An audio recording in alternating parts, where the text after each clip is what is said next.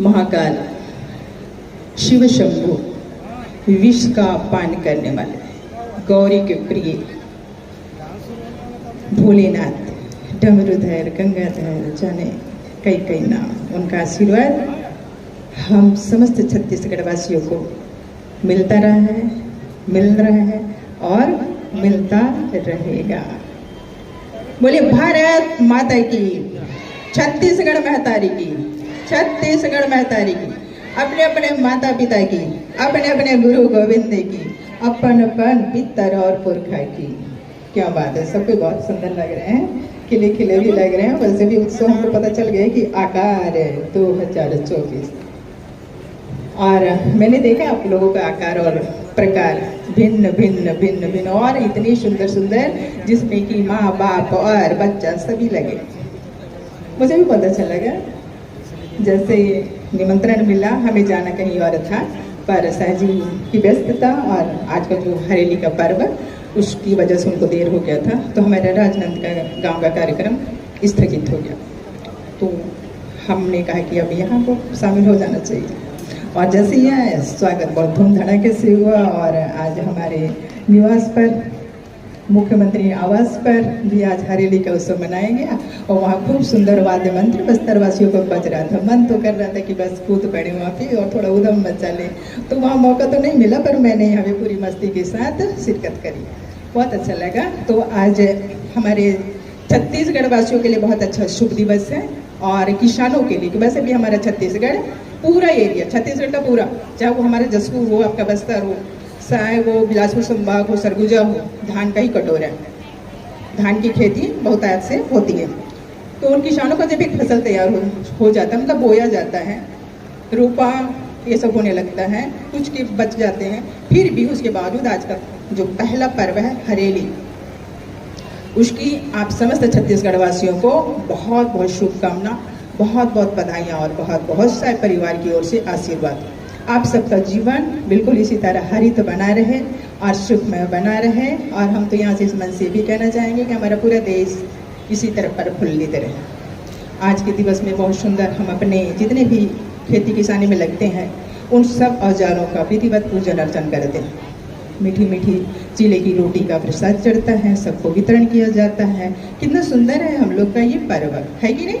वो भी एक आकार प्रकार है, वो भी आकार में ही आता है कि हमारा एक किसान कैसे अपने फसल को आकार देता है, खेत की जुताई करता है, उसको खेत को उपजाऊ बनाता है, उसमें कौन सा खाद डालना है, कितनी मात्रा में पानी। और अभी हमारे सीएम पूर्व सीएम साहब ने यहाँ बोला कि जब से शायद सरकार आई है, तब से भगवान का भी बहुत आशीर्वाद मिल रहा है, छत्तीसगढ़ को बहुत सुंदर वर्षा मिल रही है, मतलब सभी देवता आशीर्वाद बरसा रहे। तो बिल्कुल हम भी चाहेंगे कि उनका मुखारबिंद से निकला हुआ ये शब्द शायद सरकार को इसी तरह मिलता रहे और हर मौसम का आनंद हम इसी तरह लेते रहे। सही है? राधे राधे। तो आज का ये सुंदर सा पर्व, हम भी पूरे गेटअप में थे।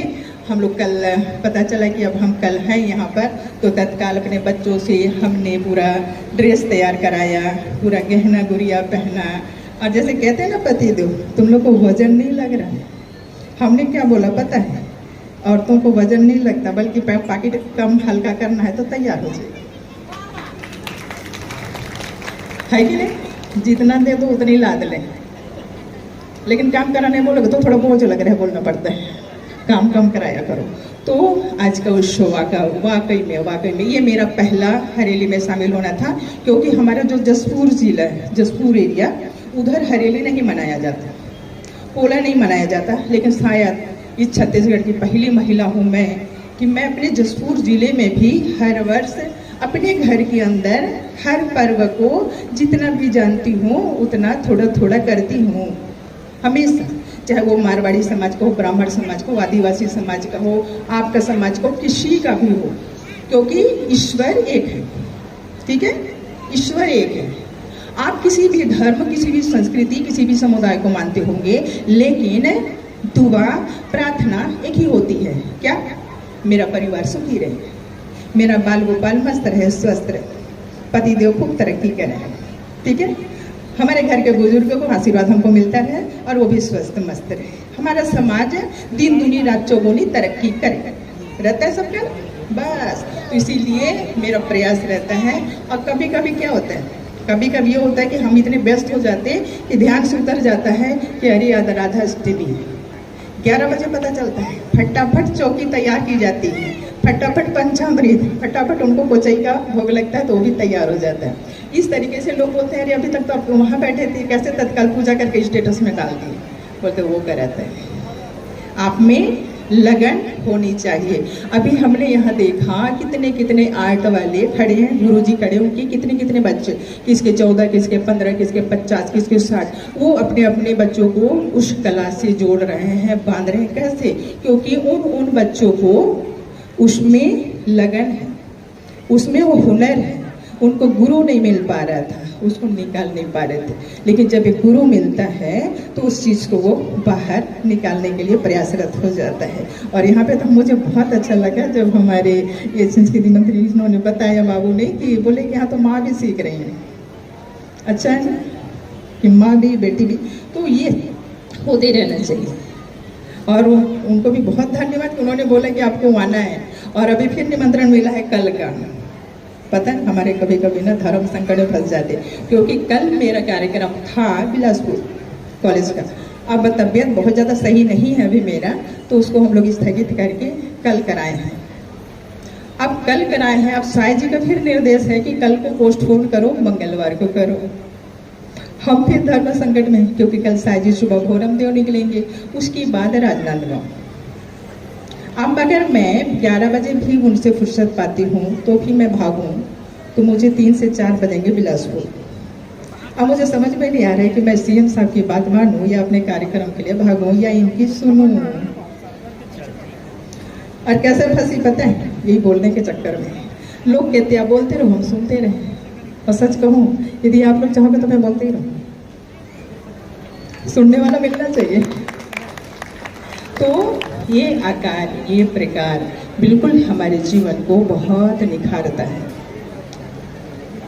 मैं अपनी एक, बहुत सारी माताएं बैठी हैं, आपको बताऊं, बहुत लोगों ने ये कहा कि सीएम हाउस का नक्शा बदल गया। सच में बदल गया। जब मैं सबसे पहली बार सीएम हाउस में आई पूजा से पहले, और मैंने पूरा एक एक कोना घूमा, समय तो ज़्यादा नहीं हो रहा है ना, बोलूं, मुझे ख्याल आया, मेरे दिमाग में सबसे पहली बात आई कि एक व्यक्ति को मुख्यमंत्री बनाया जाता है इतने बड़े राज्य में, उसके लिए पानी पीने का, भोजन करने का, सोने का, उठने का, जगने का, उसके लिए गाड़ी, उसके लिए आगे पीछे दौड़ने वाली सेना, सब जांच पड़ताल के माध्यम से होता है। सीएम हाउस की बिजली गुल नहीं होती, पंखा बंद नहीं होता, कोई भूखे पेट नहीं सोता। फिर छत्तीसगढ़ भूखा प्यासा क्या, पता है वहाँ जो कर्मचारी थे मुझे सुन रहे थे, बोले ये आप ही सोच सकते हो। हमने क्या करा, सबसे पहले जितनी व्यर्थ की लाइटें जल रही थी रूम के अंदर, हमने वो बंद कराया। 4 2 एसी लगे, हमने वो भी बंद कराया। जितनी की जरूरत उतनी जलाओ। इसलिए क्योंकि मोदी जी का संकल्प कि मुझे आखिरी व्यक्ति तक जाना है, मैंने भी उसमें अपना एक संकल्प जोड़ा कि मुझे भी साईं जी की मदद करने के लिए उस आखिरी गांव तक जाना है और आखिरी व्यक्ति तक मिलना है। और जितनी योजनाएं मोदी सरकार ने घोषणा कर रखी है, उन योजनाओं को उन व्यक्ति तक पहुंचाने की जिम्मेदारी कौशल्या साहब उठाने को तैयार है। वो मैं कर रही हूँ। अगर आज मैं बोलूं कि मेरा भी समय वैसी भाग रहा है जैसे साईं जी का, और जब इतना मेहनत करने के बाद में रिजल्ट कभी कभी सही नहीं आता है तो परेशानी होती है। तो फिर मैं वहाँ पे क्या करती हूँ, बैठ के अपने मस्तिष्क को फिर से घुमाती हूँ और आकार देना शुरू करती हूँ कि कहाँ पे कमी है, कहाँ को भरपाई हम कैसे कर सकते हैं। जैसे आप अपने पेंटिंग डेंटिंग में लगा देते हो कि कौन सा कलर भरें तो और अच्छा उभर आएगा, कैसे उसको रचना करें तो और सुंदर लगेगा। ठीक है, जिंदगी का नाम भी ऐसी है, जिंदगी को भी आपको ऐसी संवारना है। एक छोटा सा परिवार जिसमें माता पिता, फिर आप बेटे बहू, फिर उसके बाद बच्चे। आज परिवार कैसा हो गया, माँ बाप गांव में, पति पत्नी शहर में अपने 2 बच्चों के साथ, जड़ रह गया आपका गांव में, तना लेकर के घूम रहे हो आप शहर में, उसके बाद आप उम्मीद करते हो कि हम अपने इस जीवन को सुंदर सा आकार दें। कैसे होगा संभव? नहीं। आपने जो आकार दिया ना चित्रकारी में, मूर्तियों में, कलाओं में, उसके पीछे आप एक आधार लगा रखे हो ताकि वो मजबूत रहे। ठीक है? अगर आप पेंटिंग करते हैं उसके आधार के बिना, उसके बेस के बिना, तो आपकी कला कैसे निखरेगी? बस ये एक छोटा परिवार होता है कि आप अपने माँ बाप को, बूढ़े माँ बाप को भूलो मत।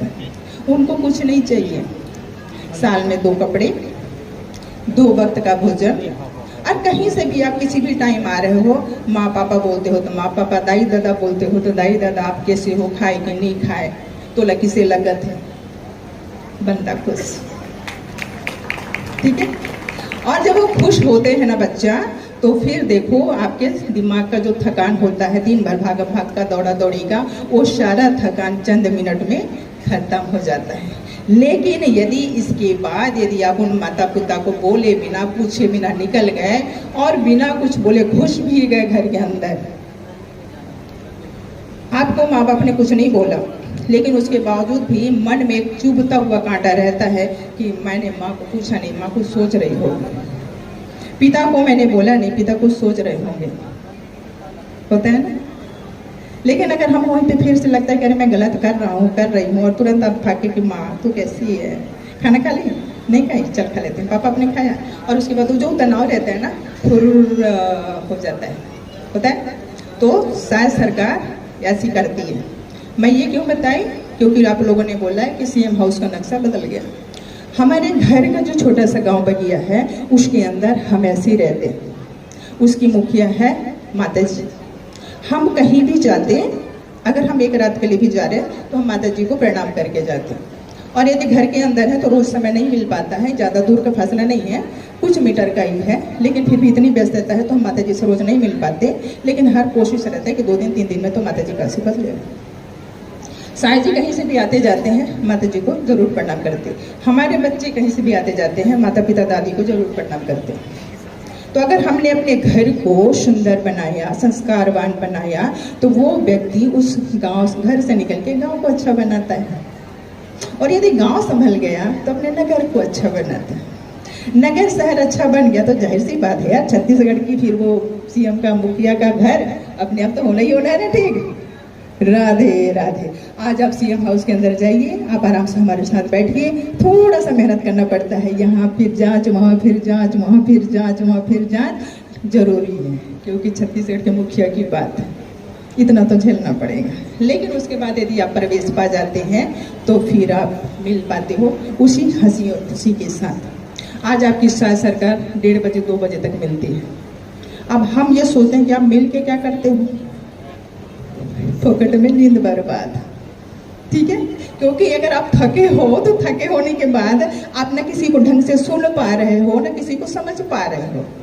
हम बगिया में क्या करते हैं, 8 बजे के बाद हम कोई फाइल, कोई आवेदन नहीं देखते। आप फाइल लेके आ गए फिर भी हम नहीं देखेंगे, क्योंकि हम दिन भर उसी को झेले हैं। कई समस्या, कई परेशानी, कितनों के आंसू, कितने के जज्बात।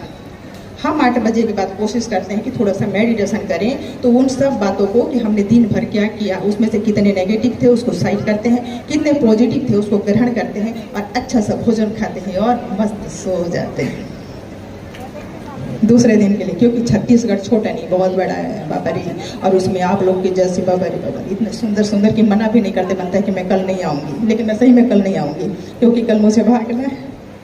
लेकिन भविष्य फिर कभी आई तो आप लोगों से ज़रूर मिलूंगी, और बहुत अच्छा लगा।